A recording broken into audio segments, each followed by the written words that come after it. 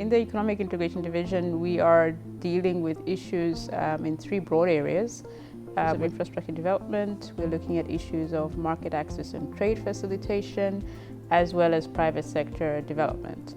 And our role really is to help and support member states in terms of the implementation of projects in line with the frameworks that have been agreed to at the level of the African Union. So we have PIDA, which is the Program for Infrastructure Development in Africa, and then we also have the AFCFTA. So on a typical day, we would be mostly interfacing with project owners in terms of discussing their cross-border projects, in terms of assessing and understanding what the needs are for those projects, primarily concerned with what we call early stage project preparation, because that is the prerequisite to get those projects ready for the market and to get them ready to undergo feasibility studies and then onwards to bankability and full implementation.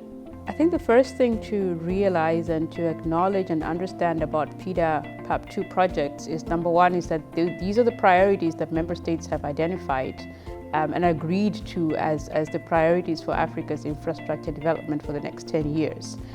Secondly, I think it's also important to understand that in identifying and selecting those projects, there's been a very rigorous process of actually testing and checking those projects against set criteria that has to do with inclusiveness, that has to do with gender issues, climate friendliness, the viability of those projects from a financial perspective, and then also in terms of the economic benefits and gains that would accrue from those projects. So those projects have already been subjected to that filtering, and therefore I think what partners need to understand then is that it is not a question of whether or if those projects should be implemented. It is a question of how do we actually partner and work with them to bring those projects to realization. Certainly that opportunity for the international partners, and I think these would be your IFIs, your financing institutions, as well as your development partners. But I think it's also important to underscore the fact that there is that opportunity for domestic resources and for domestic actors to actually come in and invest in these cross-border projects, which are Africa's priorities.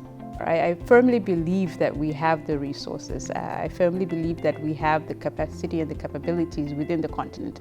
If you look at, for instance, when we talk about the 5% agenda, which is really looking at how do we mobilize resources from pension funds and institutional investors, they're sitting with assets under management in excess of $2 trillion. The PIDA PAP2 budget is $160 billion. So clearly the resources exist. However, the challenges are in terms of the regulations that would enable your pension funds and your institutional investors to actually put money in cross-border projects.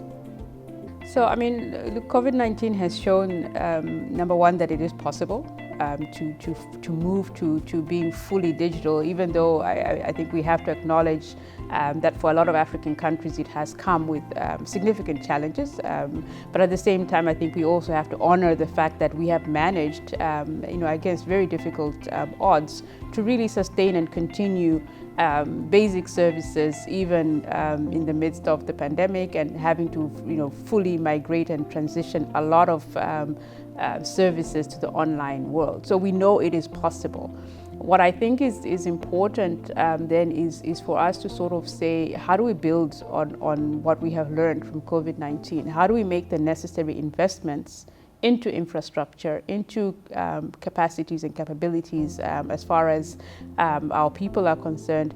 How do we make those investments into innovation, into the different products, into the different services to enable us to really make that proper transition into a digital economy?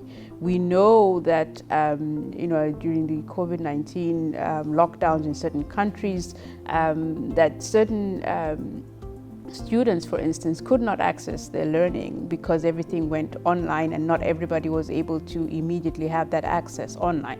So the question is, how do we resolve that? How do we move quickly to address the gaps, whether it's in the actual infrastructure, whether it's in the actual affordability of the services, and whether it's also in the availability of technologies and devices as well.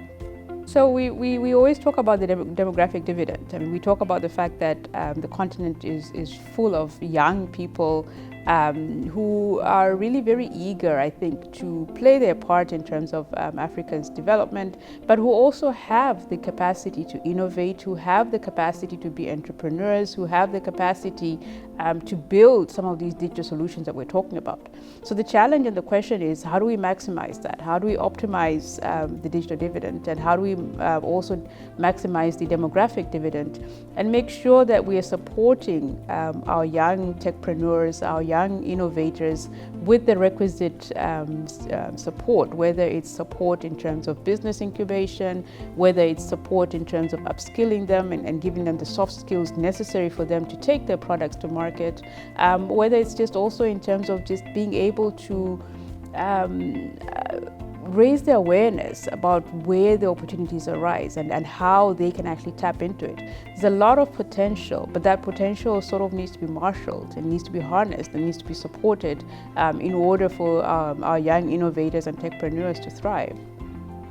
I think what Africa has done well is to really look at sort of charting its own path and really also looking at looking within from the point of view of saying we know where the challenges are and we know that we can leverage digital innovations to address some of these challenges, and you'll see a lot of examples of how we've been able to do that, how we've been able to innovate and really create solutions that have even been taken up at a global level. The challenge, I think, has always been the fact that number one, maybe we are not very good at protecting our innovations and making sure that those innovations are seen as being African innovations and therefore being developed fully as homegrown solutions.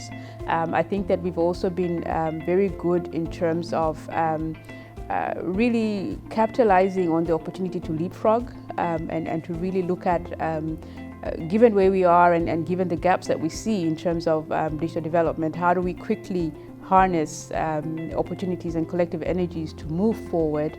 And we've also, I think, been able to use our position in terms of the partnerships and partnering, whether it's with big tech or with development partners, to sort of focus their attention on digital opportunities as well. I think Agenda 2063 is everything. You know, I mean, you can't say it any better than the Africa we want. And I think that it resonates with everybody. You know, if we talk about the Africa we want, I think we're very clear about the fact that we want an Africa that is peaceful, that is prosperous, that is integrated. We want an Africa that serves and meets everybody where they are in terms of their needs. And we want an Africa that gives equal opportunity to everybody to benefit from the development, from the resources, from the opportunities. So I think that the message of Agenda 2063 is clear and it's very compelling. And I think what we need is to make sure that everybody understands that message and everybody gets on board in terms of really owning that message of saying this is the Africa that we want.